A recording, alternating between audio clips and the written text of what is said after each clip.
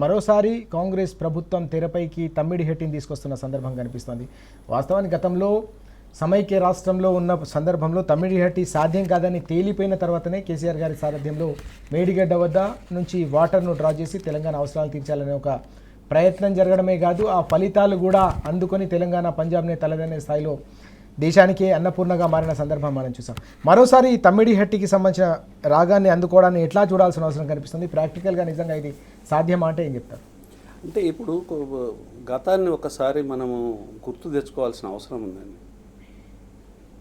2001లో కేసీఆర్ గారి నాయకత్వంలో తెలంగాణ రాష్ట్ర సమితి ఏర్పరిచి తెలంగాణ ఆవశ్యకత గురించి ఎలుగెత్తి చాటి ఉద్యమాలు మొదలుపెట్టిన తర్వాత మసిపూసి మారేడుకాయ చేసేసి తర్వాత ఈ ఉద్యమాన్ని ఎట్లా తొక్కేయాలనే దాంట్లో భాగంగా 2006 ప్రాంతంలో ఒక చర్చలు ఏమనెత్తినారు అప్పుడున్న ముఖ్యమంత్రి రాజశేఖర రెడ్డి గారు. ఏంటంటే ప్రాణహితలో బోల్డని నీళ్లు ఉన్నాయి, అవి తెలంగాణకు తీసుకొని వస్తాము, ప్రాణహిత చేవెళ్ళ అనే ఒక ప్రోగ్రాము, ఒక మంచి టైటిల్ ఒకటి తయారు చేసేసేసి ఆయన గారు మొదలుపెట్టి దాంట్లో చిత్తశుద్ధి ఉన్నదా?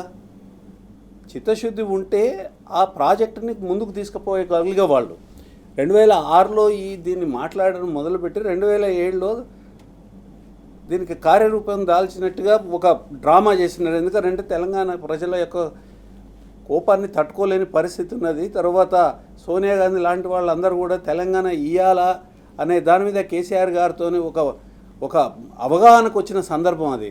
తప్పించుకోలేక ప్రాణహిత అనే ఒక స్లోగన్ని తీసుకొచ్చిన దొంగ నాటకం కాంగ్రెస్ది.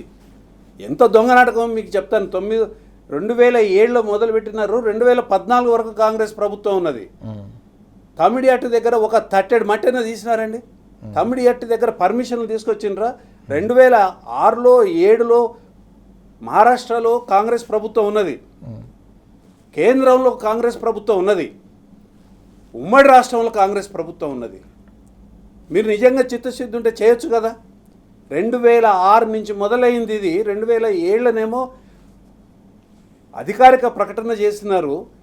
మీ ప్రభుత్వాలే ప్రతి చోట ఉన్నప్పుడు 2007 నుంచి 2014 వరకు గడ్డిబీకినారా మీరేమన్నా? జనాన్ని మోసం చేయడానికి మాట్లాడడం తప్ప, తెలంగాణ ప్రజల్ని మోసం చేసే దానికోసం మాట్లాడిన మాటలు తప్ప నిజం ఎక్కడ ఉన్నదండి? తమ్మిడి హట్టి దగ్గర అసలు ప్రాజెక్టు సాధ్యమవుతుందా? బ్యారేజ్ సాధ్యమవుతుందా? అక్కడ దాని హైట్ పెంచుకునే దానికి అవకాశం లేదు. మహారాష్ట్ర ప్రభుత్వం ఏమంటుందంటే అక్కడ ఒకటి వైల్డ్ యానిమల్ శాంక్చురీ ఉన్నది, తర్వాత మా ప్రజల యొక్క భూములు ఏదైతే ఉందో విపరీతంగా ముంపుకు గురవుతాయి కాబట్టి మేము ఎట్టి పరిస్థితుల్లో ఒప్పుకోమని వాళ్ళు మాట్లాడినారు. అది మాట్లాడింది కాంగ్రెస్ ప్రభుత్వం ఉన్నప్పుడు మాట్లాడినారు మహారాష్ట్రలో. తర్వాత బీజేపీ ప్రభుత్వం వచ్చిన తర్వాత కూడా అదే మాట్లాడినారు. తర్వాత సిడబ్ల్యూసి నుంచి చాలా స్పష్టమైన నివేదికలు వచ్చినాయి. రాష్ట్ర ప్రభుత్వం వారిని అభ్యర్థించిన పిదప సిడబ్ల్యూసి సెంట్రల్ వాటర్ కమిషన్ చాలా స్పష్టంగా అక్కడ నీటి లభ్యత తక్కువ ఉన్నది, ఆడ నీటి లభ్యత తక్కువ ఉన్నదని అన్నారు. నీటి లభ్యత ఎక్కువ ఉన్న చోట ప్రాజెక్ట్ కట్టుకుంటారా? నీటి లభ్యత తక్కువ ఉన్న చోట ప్రాజెక్ట్ కట్టుకుంటారా? తర్వాత కాంగ్రెస్ ఎంత డొలతనం అంటే అంటే ప్రజల్ని మోసం చేసే పద్ధతి ఎట్లా ఉంటుందని అంటే మీకు 2 విషయాలు చెప్తారు. 2007లో ప్రాజెక్టుని వాళ్ళు 17,875 కోట్లకి వాళ్ళు ప్రాజెక్ట్ని రూపొందించినారు. 19 నెలల్లో ఏమీ చేయలేదని అంటే 2009లో 2009 వరకు ప్రాణహిత ప్రాజెక్ట్ ఏమీ చేయలేదు. ఏం చేయకుంటే ఏం చేసినారంటే అది 38,500 కోట్లు, అంటే మోర్ దెన్ డబల్ చేసినారు. 100% పెంచినారు దాన్ని అంచనా వ్యయాన్ని. ఏమీ చేయలేదు. ఈ లోపల ఏం చేసినారు? ₹1 కూడా, అంటే ఒక తట్టెడు మట్టి ఇక్కడి నుంచి అక్కడికి వేయకుండా ఆ రోజుల్లో 2007లో 1,052.59 కోట్లు మొబిలైజేషన్ అడ్వాన్స్ కింద వీళ్ళ తాబేదారి కాంట్రాక్టర్లకి అప్పనంగా పంచిపెట్టినారు. అంటే ప్రాజెక్ట్ అనేది గింత కూడా ప్రోగ్రెస్ కాలేదు. తమ్మిడి హట్టి దగ్గర మీరు ఉన్నప్పుడు 7 సంవత్సరాలలో ఒక్క బ్యారేజ్ మరి మీరు అనుకుంటే కట్టాలి కదా. కానీ కేసీఆర్ అట్లా చేయలేదు కదా. కేసీఆర్ దాన్ని మొత్తాన్ని రీఇంజనీరింగ్ చేపించి తర్వాత నిపుణుల యొక్క సలహాలు తీసుకొని ఎక్కడైతే నీరు ఎక్కువ వస్తుందో చూసుకొని మేడిగడ్డ దగ్గర బ్యారేజ్ కట్టినారు. ఎస్ బ్యారేజ్ కడితే మీరు కూల్చినారా, అది కూలిందా, అది ఇంత మటుకు ఎవరికి తెలియదు. కరెక్ట్. ఇంకా లేకపోతే ఎవడన్నా బాంబులు పెట్టి పేల్చిండ్రా ఎవరికి తెలియదు. కంప్లైంట్ ఉన్నది, ఎవరు దాని మీద ఇన్వెస్టిగేషన్ చేయరు. ఆ ఎన్డీఎస్ఏ వచ్చినది వాడొక రిపోర్ట్ ఇచ్చినాడు. వాడి చేతుల్లో నాశనం అయిపోయిన ప్రాజెక్టుల గురించి ఎన్డీఎస్ఐ, ఇప్పుడు ఎన్డీఎస్ఐ చైర్మన్ ఎవడైతే దీన్ని పరిశోధన చేసి ఈ 2 పిల్లర్లు దెబ్బతిన్నాయి అని మాట్లాడినోడు ఎవడైతే ఉన్నాడో 1.5 రోజుల్లో రిపోర్ట్ ఇస్తాడు. ఆ రిపోర్ట్ కూడా ఏమంటుంది, దీన్ని రిపేర్ చేసుకోవచ్చు అని అంటుంది. ఆ రిపేర్కి ఎంత అవుతుంది? ఆ రిపేర్కి 200 కోట్లు అవుతుంది. ఓకే. ఈ బ్యారేజ్ కట్టిన కాంట్రాక్టర్ దాన్ని రిపేర్ చేస్తానని నన్ను అంటున్నాడు. ఓకే. ఇవాళ ప్రభుత్వం దాన్ని రిపేర్ చేయనీయట్లేదు. ఎందుకు చేయనీయట్లేదు? ఇంకొక ప్రాజెక్టు ఆ తుమ్మిడిగట్ట దగ్గర ఓ పనికిరాని ప్రాజెక్టు, శ్రీరామ్ సాగర్ కట్టినట్టునే ఓ పనికిరాని ప్రాజెక్టు కట్టాలి. ఆ ప్రాజెక్టు ఆడ కట్టి దాంట్లో నుంచి డబ్బులు చేసుకోవాలి, దాంట్లో నుంచి కమిషన్లు కొట్టాలి.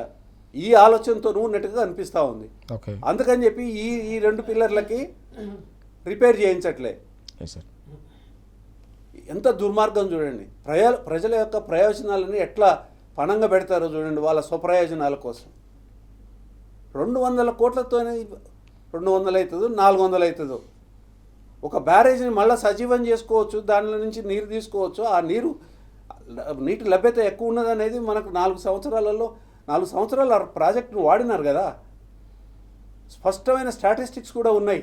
మరి వాటిని ఎందుకు వినియోగించుకోవట్లేదు? ఇప్పుడు తమిళేటి రాగం ఎందుకు? దాని మీద ఒక 10-15 వేల కోట్ల రూపాయలు ఖర్చు పెట్టాలి, మన కమిషన్లు మనం తినాలి.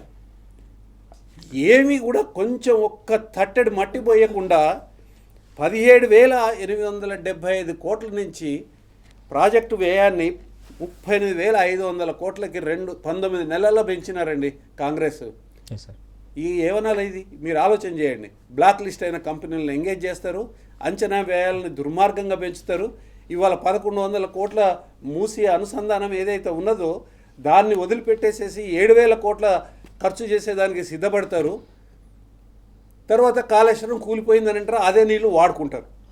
గిన్ని అబద్ధాలు, ఇంత దగులుబాజీ వ్యవహారాలు ఇవాళ ప్రజల కళ్ళ ముందు చేస్తూ ఉంటే ప్రజలకి ఏమీ తెలియదు అనుకొని ప్రజల యొక్క ఆత్మాభిమానాన్ని దెబ్బతీసే పద్ధతుల్లో ఇవాళ ప్రజల్ని మోసం చేస్తూ ఉంటే ఊరుకుంటారా?